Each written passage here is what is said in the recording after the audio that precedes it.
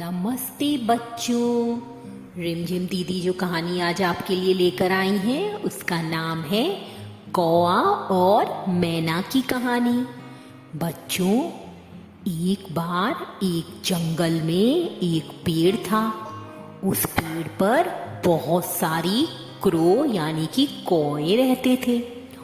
एक शाम को बड़ी तेज आंधी और बरसात हो रही थी, तो जो कौवे थे वो आपस में झगड़ा कर रहे थे और बहुत तेज तेज शोर मचा रहे थे। काव काव काव, खो खो खो, काव काव काव काव काव काव।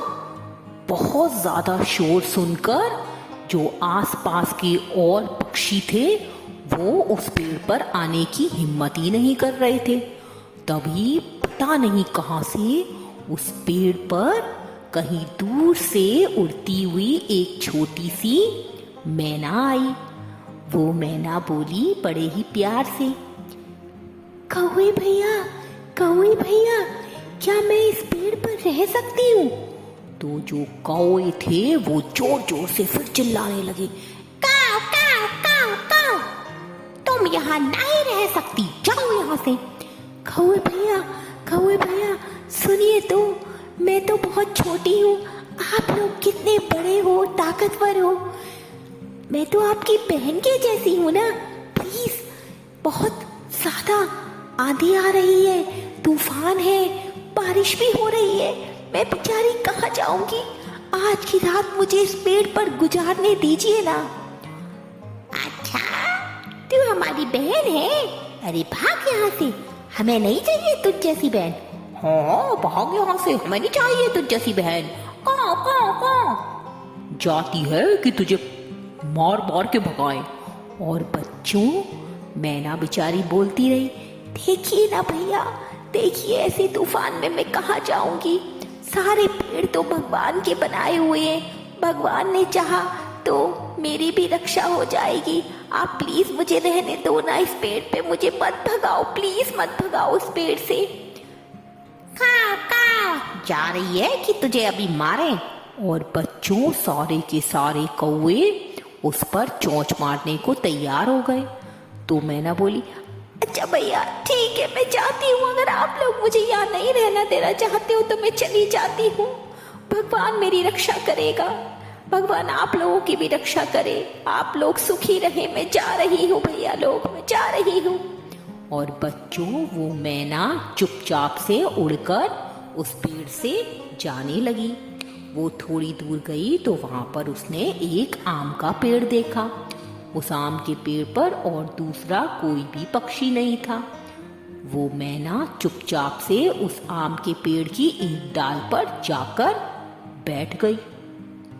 अब आंधी, तूफान और बारिश और भी तेज हो गए थे और बड़े बड़े ओले भी गिरने लगे थे। हाँ, पानी जो बर्फ बन जाता है तो बर्फ के फॉर्म में ओले पड़ रहे थे।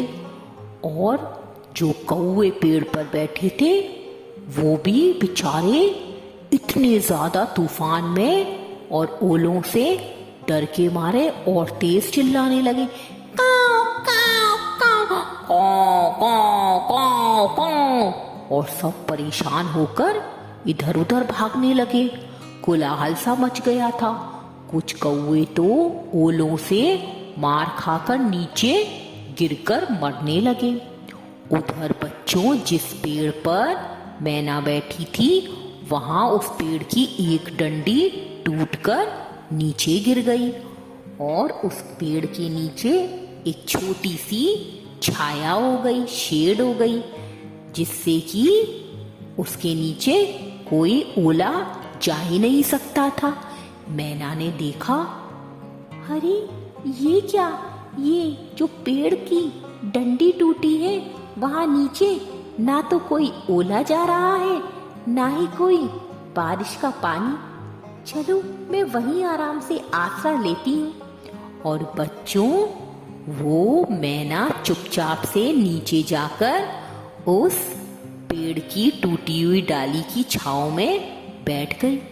वो आराम से पूरी रात उसके नीचे बैठी रही।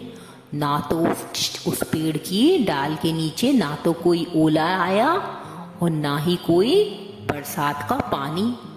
सुबह हुई, सूरज निकला, सब कुछ फिर से सही हो गया और मैना उस डाल के नीचे से निकली और ऊपर आसमान में उड़ने लगी। वो उड़ते उड़ते उसी पेड़ के पास पहुंची जहां रात को कौवे थे। उसने देखा कि अब तो पेड़ पर बहुत कम कौवे थे और आधे कौवे तो नीचे गिरे हुए थे, मरे हुए पड़े थे। उसको देखकर कौवों ने पूछा, अरे मैना बहन, एक बात तो बताओ, तुम्हें तो हमने यहाँ से भगा दिया था, फिर तुम सुरक्षित कैसे हो? तुम्हारे को तो कोई तकलीफ भी नहीं दिख रही तुम्हारे शरीर पर, बिल्कुल स्वस्थ हो तुम, ऐसा कैसे? इतने तूफान और ओलों में तुम कैसे बच गई? तब मैना ने कहा, अरे भैया लोगों, मेरे को तो भगवान ने ही बस सुरक्षित रखा है। भगवान की जिस पर कृपा होती है उसको कुछ भी नहीं हो सकता। जब आप लोगों ने मुझे यहाँ से भगा दिया तो मैं उस आम के पेड़ पर चली गई, वहाँ डाली के नीचे बैठी रही, मुझे कुछ भी नहीं हुआ। बस मैं भगवान का नाम गाती रही, गुनगुनाती रही, भगवान से प्रेयर करती रही और मैं ठीक हो रही पूरी रात, सुरक्षित बिल्कुल। जब उसने इतने सारे कौवों की लाश देखी नीचे तो उसने पूछा, एक बात बताइए कौवे भाइयों कि आप लोगों को इतना तकलीफ कैसे हुई? तो कौवे बड़े शर्मिंदा हुए और कौवों ने कहा, हमें माफ कर दो, हमें माफ कर दो मैना बहन, सचमुच तुम सही कहती थी, भगवान जिसकी रक्षा करता है उसे कोई कभी कुछ नहीं कर सकता।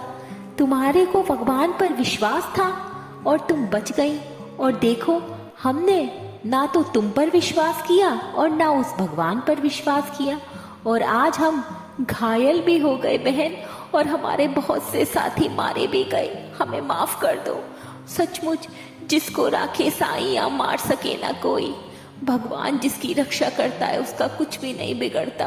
तुम सही कहती थी मैना बहन, तुम सही कहती थी। और बच्चों, कौवों को अपनी गलती का एहसास हुआ।